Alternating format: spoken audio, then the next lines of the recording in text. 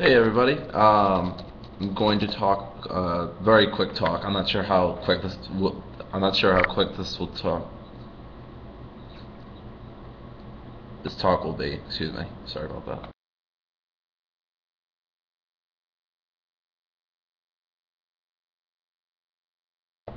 So I'm not sure how quick this talk will be, but I wanted to address a topic that kind of came out of my talk for the for Agora IO actually just yesterday. Kyle Bennett and I were talking about when Agorism succeeds, when we know if Agorism succeeded or not, and what would the goal of Agorism be, and what would the goal of Agorism be, and whether that goal should be within the context of the state or within the context of something else like freedom.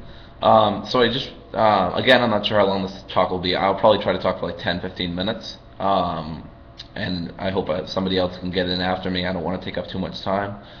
But this is just an idea I had, so I'm not reading from a script. I'm not reading from anything. So I want to talk about this, and Kyle was mentioning how he thought that incremental agorism, which was a talk I delivered yesterday in the AM at 9 o'clock, he was saying how incremental agorism's goals shouldn't be within the context of the state, but within the context of freedom. And what he meant by this is that he said that the state would the state would limit our actions if we had it within the context of the state. If we do all of our actions as agorists within the state, we are naturally limiting our actions, because if the state regresses, then our actions regress. If the state gets bigger, then our actions get more of a problem. Our actions become more overwhelmed. But if we do it within the context of freedom, our actions are a lot more varied, and our movements are a lot less defined. If we do it within the context of a state, subsequently our actions are much more confined within a certain context, and we are instead prohibited by what we do. I mean, you're always going to be prohibited by the context in which you act on something. For example, if the weather's really cold, obviously your actions are going to reflect the weather, and if they don't reflect the weather, then you will not fare as well in the environment that you're in. So in the same light, I guess you could say, if we don't act in a correct context with agorist action, then we'll never succeed. But what does it mean to succeed? I think this is an important topic that needs to be addressed. When do we know when agorism succeeds? And I actually will say that agorism never succeeds, and subsequently anarchism will never succeed. And any idea like libertarianism, or an idea that has freedom as its end goal, will never succeed. And what I mean by this is that when I say this, I'm saying that the end goal of freedom is never going to be possible to obtain. Also, I didn't do an audio or video check, so I just want to make sure everybody in the chat room, I'm paying attention to the chat room right now. Just post if I sound okay and I look fine. It looks alright on Justin.tv, but I just want to make sure everything's okay. If it's not, please post, let me know. I'll try to configure things. But it looks okay on my side. Okay, thank you, Tanya. And there also seems to be a bit of a delay on the Agora channel, but that doesn't seem to be affecting the chat room. Maybe it's just my computer. Anyway, I don't want to lose my train of thought, which I'm gradually losing.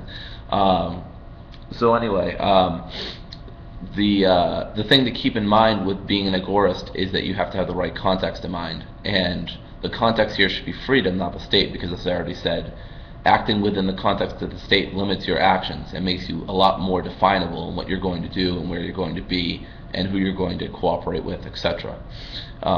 As opposed to when you're acting in freedom, or when you're acting for freedom, which is a goal, I shall argue, that shall never be attained, you're much less defined. The state is less likely to find you because your place is so less defined, and your context is a lot more correct, because you're acting within the final goals instead of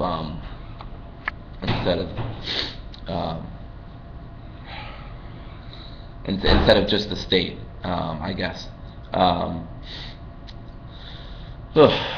so I want the agorism will never succeed because freedom itself is a thing that means a lot of different things to many people. For me, as a left libertarian, freedom naturally requires equality of authority, solidarity, the idea that people should be able to voluntarily cooperate against all types of oppression, cultural, societal, state, of course, economic, whatever. And that they should be able to do this freely within the context of liberty. Now, Kyle made the point that these two things that make sense for the left libertarian, equality and solidarity, should not overdo freedom, because if we overdo freedom with equality, that is equality of authority, not socioeconomic equality, equality under the law or equality before the law, but equality of authority. Roderick Long had a great quote about equality of authority in his essay, Equality of the Unknown Ideal. I don't remember what it was called, and I apologize. So anyway, the thing is, if you have equality or you have solidarity outdo or you desire it more than liberty, then in the end you're not really wanting anarchist ends. And the ends of the anarchist, as Emma Goldman talked about, anarchism is not a closed system. It's not a clamp down, this is it, this is all there is to it. As Samuel Edward Konkin III, basically the first thinker of Agorism, said that Agorism is a very scientific, open-ended system, and that it will constantly be fixed. It will constantly be open to new interpretations, new ends, new means, new goals, new everything. It's a very scientific approach. If one thing doesn't work, then there's no sense in not trying something else. So that was Konkin's idea, and I heavily support the idea that anarchism and agorism being open means an open system. And this goes back to Voltairine de Cleyre's idea of anarchism without adjectives, that many different types of economic models would naturally outgrow in a pluralistic society, such as an anarchist society rather, and that they would naturally outgrow and they would compete with each other. And so this would allow human flourishing to apply a lot more, or not to apply a lot more, but to come out more naturally. But all this flourishing, all this freedom, all this equality and solidarity that I want, I know will never happen. Even in 5 lifetimes from now, we will probably never have the level of which we actually want. What we want and what is actually needed are 2 different things. Kyle made another good point. Kyle Bennett, you can find him on Facebook. He made another good point. Really smart guy, and we had a very good conversation after my talk about basically this subject, which is why I'm talking about it to begin with. I think it's an important subject to address. When does agorism succeed? And he was talking about that agorism never succeeds because the end goals. Even if he said, if there were more agorists in the state, would we have succeeded? Or if the state was just a little bit, just a thief of what it really is, it turned out to be what it really is, a band of thieves, thugs, and criminals, basically, who have a veil of legitimacy, would agorism have succeeded? Even though they were still around, but they were reduced to basically what they always are. So that was a good question, and I was left thinking, well, yeah, I guess so. Even though they would still exist, people could still be free. Even if the state still existed as an idea, people could still be, for the most part, free. And even if it was gone all the way, not everyone would be free. There would still be aggressors. There would still be people who had no moral law. There were people without a conscience, you know. I think if you want to learn more about how to deal with people in a free society, Dealing with Crime in a Free Society, which was released by attackthesystem.com, I think.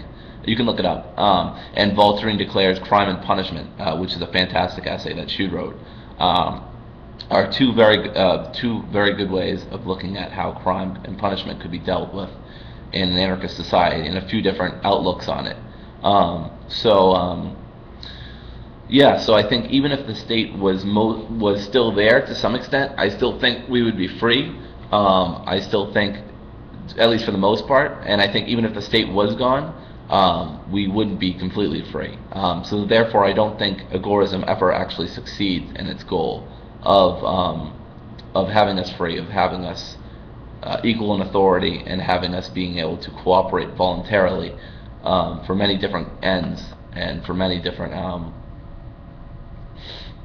for many different ends and through many different means. For the agorist, those means are generally speaking counter institutions, or building counter institutions, building alternative institutions, and building and doing counter economics. And all of this you can learn about in the New Libertarian Manifesto and an Agorist Primer by Samuel Edward Konkin III, which you can find on agorism.info, a great website run by Brad Spangler, the director of C4 Assassin. He's done many great other great things too. So I think I had 5 to 10 minutes to do this lightning talk, so I will take about 5 to 10 minutes of Q&A. If anyone has any questions about what I talked about, if I was unclear about anything, or if I said something you disagree with, or whatever. So any questions, and I don't even know when I have to go, but I should be okay. So if anyone has any questions, feel free. I should probably reload the page because the chat seems to be going by slowly. I don't know why.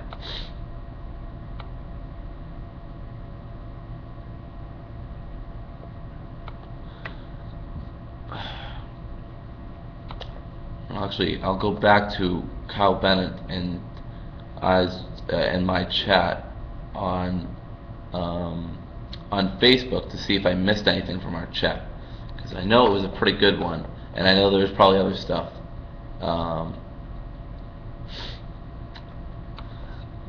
mean, I pretty much said all I thought was important from the chat, or at least what really stuck in my mind. I'm just really wondering what other people think, whether you guys missed anything, or whether I should talk about something else, or not talk about something else, but you have a question about something I did talk about.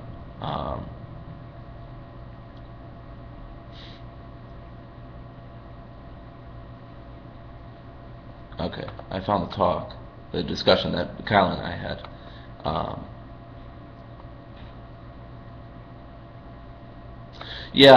Kyle, I just remembered Kyle did a comparison, interesting comparison. He talked about how Ahab basically saw Moby Dick as his enemy, and he could never get around it, and he could never get past the fact that Moby Dick was still there, and that Moby Dick was,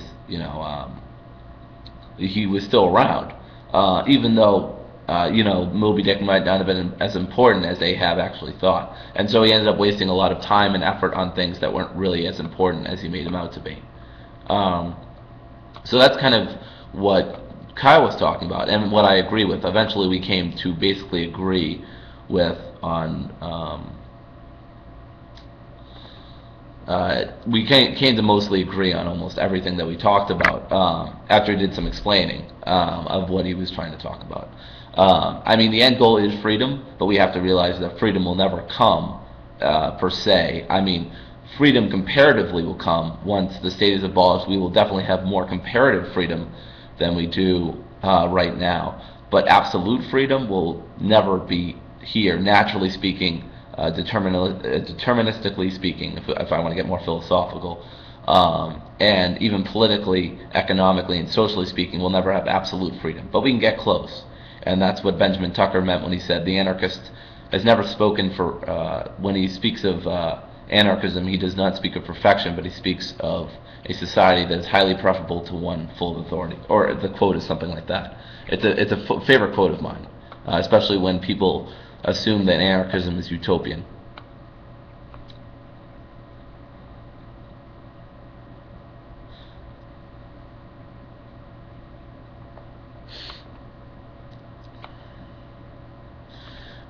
Joyce Brand asks, would you say that having an end that is compatible with your means is necessary, but achieving that end isn't necessary?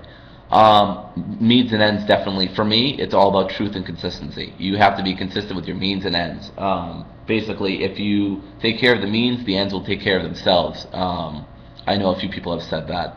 I think Gandhi said that. I think a voluntarist said that. I don't remember his name. Karl Wattner, I think, said that.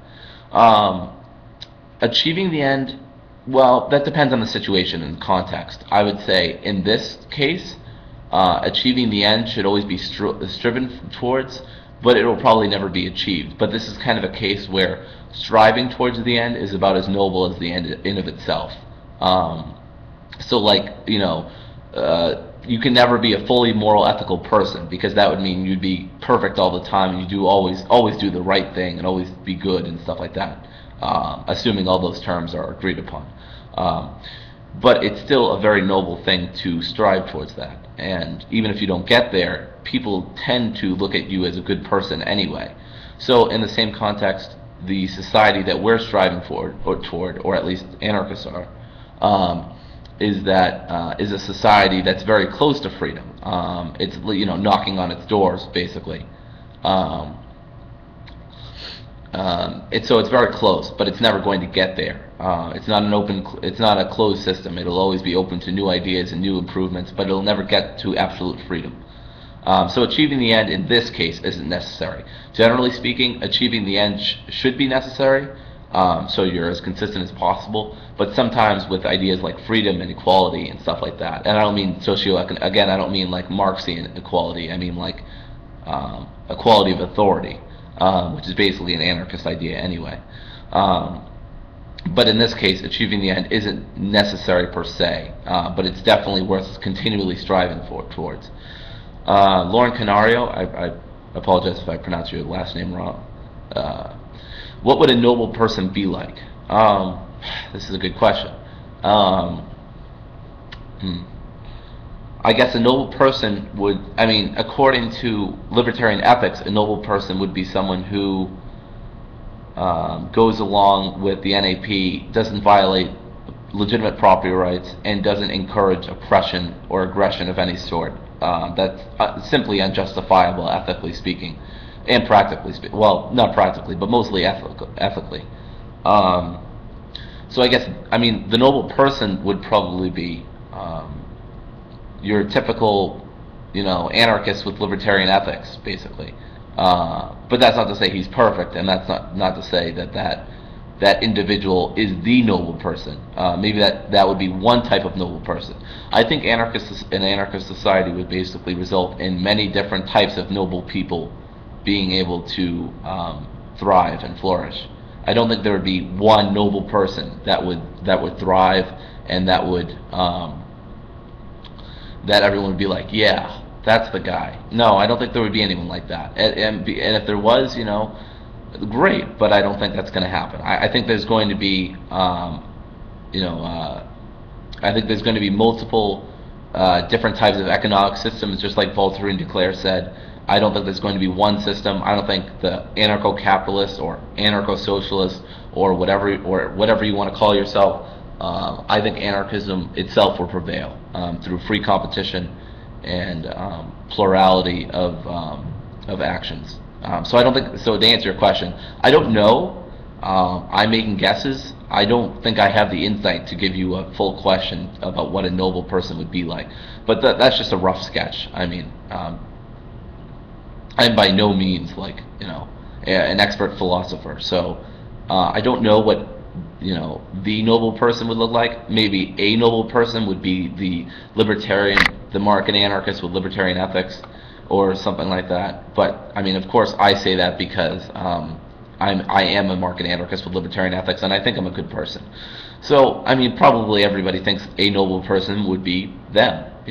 I'm a noble person. Everybody thinks that. This kind of goes back to Larkin Rose when he talked about everybody thinking, I'm a good person. I don't violate laws. I'm a good citizen. The comparison is not the same, obviously.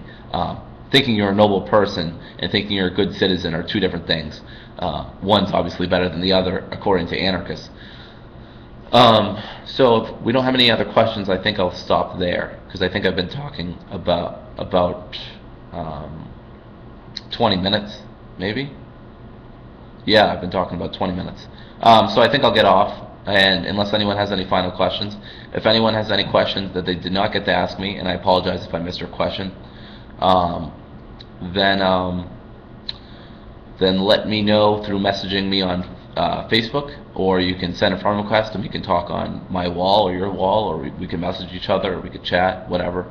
But I do believe I have to go, so if anyone messages me, I will get back to you ASAP. All right. Thank you very much, George, for putting this event on and putting me on this lightning talk in such short notice. I really appreciate it, man. So I think that's it for my talk, and I will get off so I can let somebody else get on if they're going to. Actually, how are we looking, George? Is anybody going to come on? Actually, I'll quickly answer this question by Lauren. Lauren Canario. She asked, what does thriving feel like?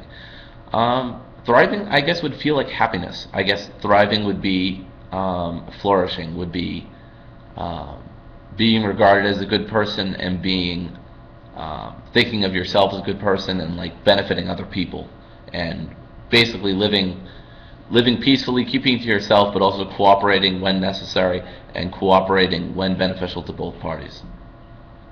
So I guess thriving means living a good life, or living a virtuous life. I mean, I'm being very Aristotelian right here, but I think Aristotle is right that living a good life or a fine life is living a very virtuous life, to be looked at as virtuous in many different contexts. I don't know if anyone else is going to come on, but I mean, I'm just about out of things to talk about, and I did this on short notice as it was. So I want to thank everybody for listening. I really appreciate it. About over 30 people listened to this talk, so really thankful for that. And if anyone wants to friend me on Facebook and ask me questions about it, I will not refuse. So thank you very much.